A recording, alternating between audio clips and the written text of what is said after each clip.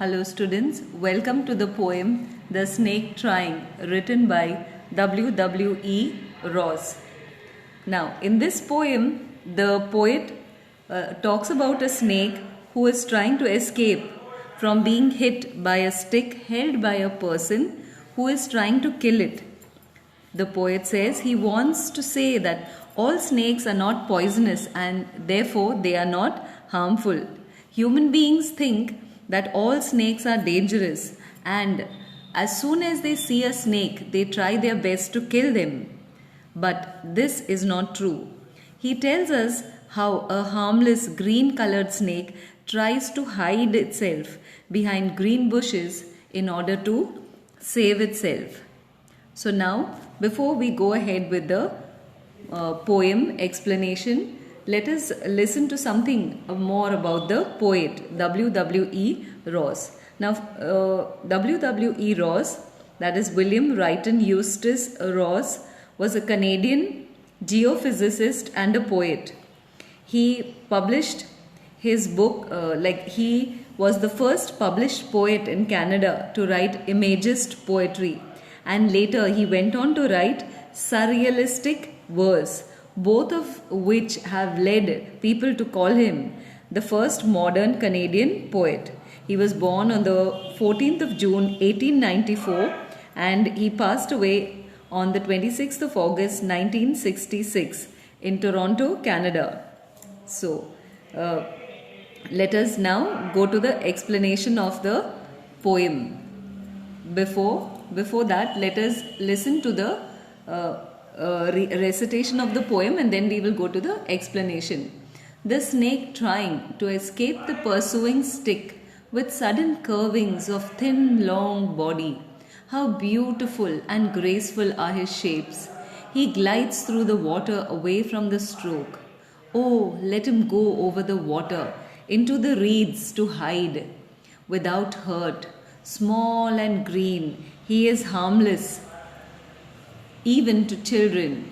Along the sand he lay until observed and chased away, and now he vanishes in the ripples among the green slim reeds. So, children, I will begin reading 3 or 4 lines and then explain. Over here there is no rhyme scheme because this poem is written in free verse. So now just listen to the explanation. The snake trying to escape the pursuing stick with sudden curvings of thin long body. How beautiful and graceful are his shapes. So first of all, the meaning of the word pursuing is somebody chasing or following somebody else, and curving means twisting. The snake twists its body. So here we can see that the snake is trying to escape from being hit with a stick by the person who is chasing and following it. And as the snake crawls, its body twists and turns, and as we can see that it forms very fascinating shapes. Now let us continue. He glides through the water away from the stroke. Oh, let him go over the water into the reeds to hide without hurt. Small and green, he is harmless even to children. So here the word glides means moves, moves very smoothly. Then stroke is like somebody hitting him with a stick, so hitting of the stick. And reeds are water or marsh plants with thick stems. You'll find them around a water body like a pond or a lake or a river. Then the snake moves through the water in order to save itself. And the poet pleads, like he begs people to let it escape and hide behind thick marshy bushes as it is harmless, plants as it is harmless. The small green colored snake is harmless even to children. First of all, it is not poisonous. So he doesn't understand why people would want to kill a snake that is harmless, which wouldn't even hurt a child. So then let us continue. Along the sand he lay until observed and chased away, and now he vanishes in the ripples among the green slim reeds. Now the meaning of the word vanishes means it disappears. Then the snake, until he is spotted and chased away by the person holding that stick, it was lying there quietly in the sand. So, in order to save itself, the snake tries its best and it disappears in the ripples of the water and hides in the camouflaging green bushes of the marshy plants. That is, the snake is green in color and it tries to hide itself. It tries to camouflage itself behind the green reeds.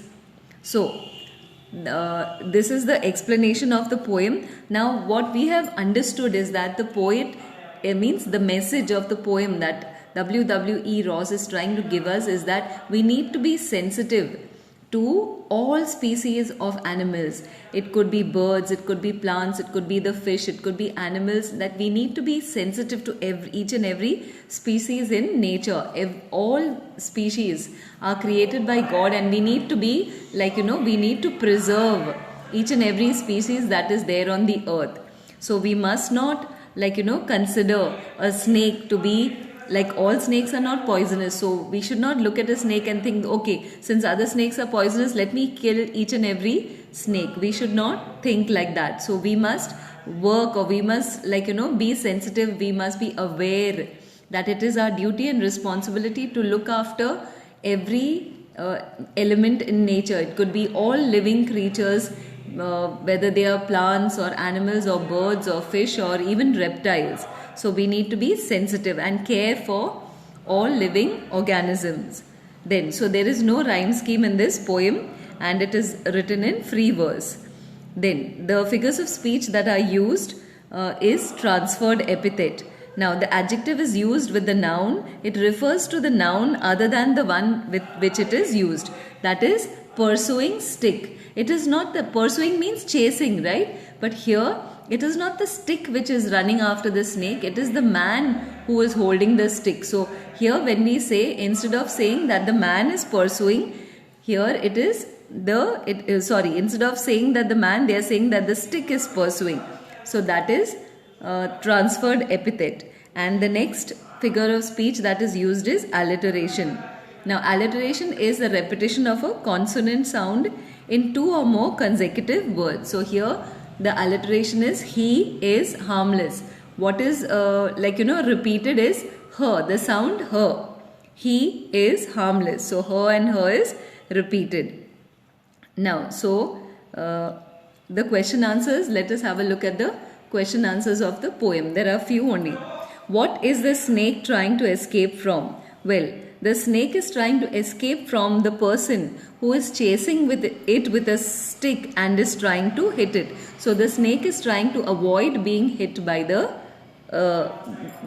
person who is holding the stick in his hand.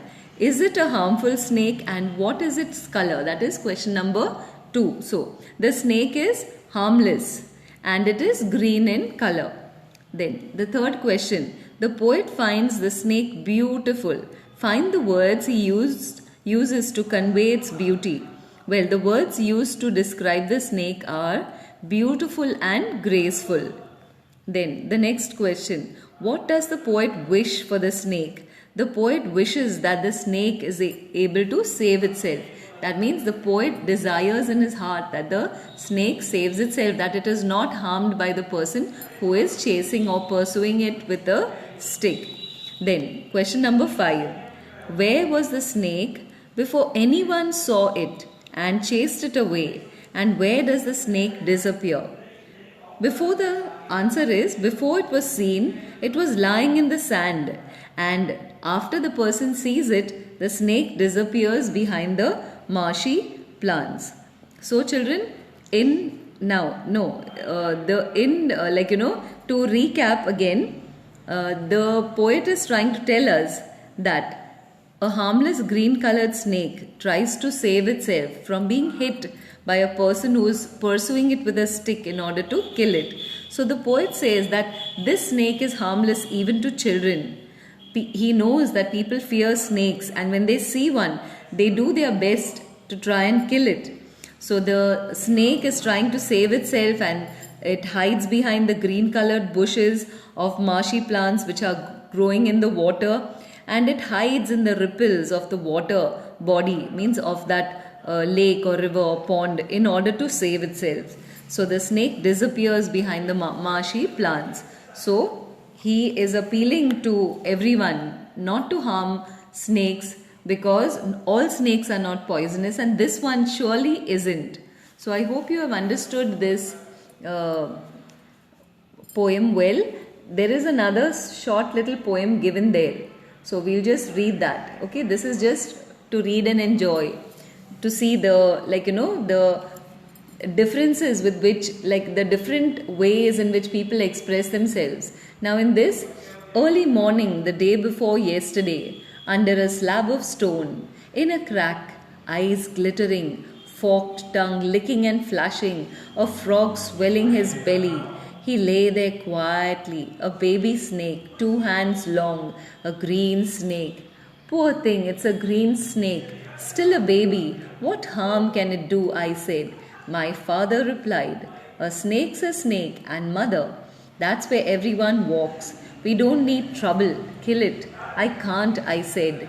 Father struck him down with a piece of firewood, chased him outside and killed him flat. So this is another poem written by an Indian poet, B.R. Lakshman Rao, and it's translated by A.K. Ramanujan. So here also we can see that it is about another green snake, and here what we can see is that they describe how the snake is just hiding under a slab of stone and there's a small little crack through which its eyes can be seen. That means some human being has spotted it, and its a tongue which is forked is flashing out through that crack, and he eats a frog. That means he consumes a frog, and that is swelling his belly. That snake is lying there quietly.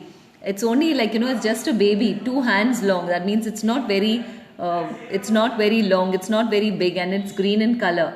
And then here there's a conversation going on between a child and his parents, and the child says, oh, poor thing, he's feeling very sad and sorry for it, and saying that, oh, it's just a baby, what harm can it do? But the child's father, that is the parent, says, oh, a snake is a snake. Means a snake is in folk tales and things like that, we see that a snake represents evil. So he says, a snake's a snake, so what do you expect? And mother, that's where everyone walks.